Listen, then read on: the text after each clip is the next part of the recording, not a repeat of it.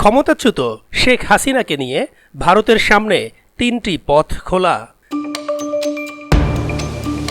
প্রিয় দর্শক, অনুরোধ রইল ভিডিওটিতে একটি লাইক দিয়ে আমাদের ইউটিউব চ্যানেলটি সাবস্ক্রাইব করে দিবেন এবং ভিডিওটি সম্পর্কে আপনার মূল্যবান মতামত কমেন্টস করে জানাবেন। ছাত্র জনতার আন্দোলনের মুখে পদত্যাগ করে দেশত্যাগের পর থেকে ভারতেই রয়েছেন শেখ হাসিনা। এরই মধ্যে বাতিল হয়েছে তার কূটনৈতিক পাসপোর্ট, দায়ের করেছে 100-এর কাছাকাছি মামলা। এদিকে কূটনৈতিক পাসপোর্ট বাতিল হওয়ায় ভারতে এখন শেখ হাসিনার অবস্থানের বৈধ ভিত্তিটা কি, সে প্রশ্ন উঠেছে।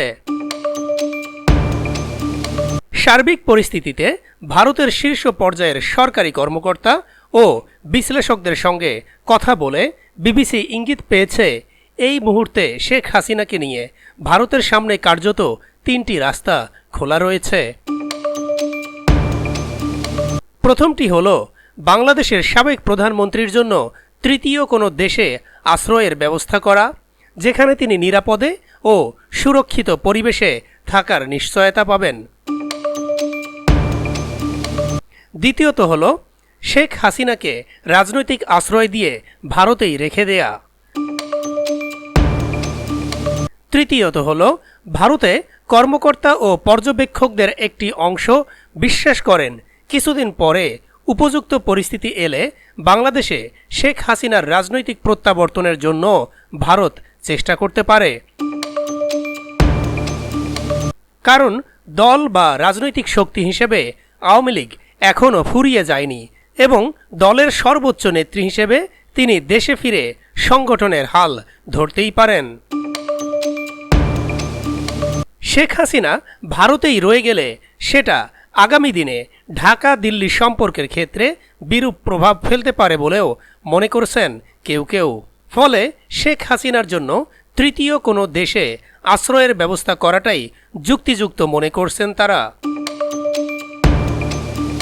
বিবিসি বলছে, ভারত বাংলাদেশ প্রত্যার্পণ চুক্তির আওতায় শেখ হাসিনাকে হস্তান্তরের জন্য ঢাকার কাছ থেকে যদি কোনো অনুরোধ আসে, সেটা যে কোনো না কোনো যুক্তিতে দিল্লি খারিজ করে দিবে তাও একরকম নিশ্চিত। বিবিসি জানতে পেরেছে শেখ হাসিনার যুক্তরাজ্যে যাওয়ার প্রস্তাব প্রথমেই বাধাপ্রাপ্ত হওয়ার পর সংযুক্ত আরব আমিরাত, সৌদি আরব ও ইউরোপের দু একটি ছোটখাটো দেশের সঙ্গে ভারত এই বিষয়টি নিয়ে কথা বলেছিল। যদিও এই সব আলোচনায় তেমন একটা অগ্রগতি হয়েছে বলে খবর নেই। এরপর মধ্যপ্রাচ্যের আরেকটি প্রভাবশালী দেশ কাতারের সঙ্গেও ভারত শেখ হাসিনাকে আশ্রয় দেওয়ার ব্যাপারে কথাবার্তা শুরু করেছে বলে জানা যাচ্ছে।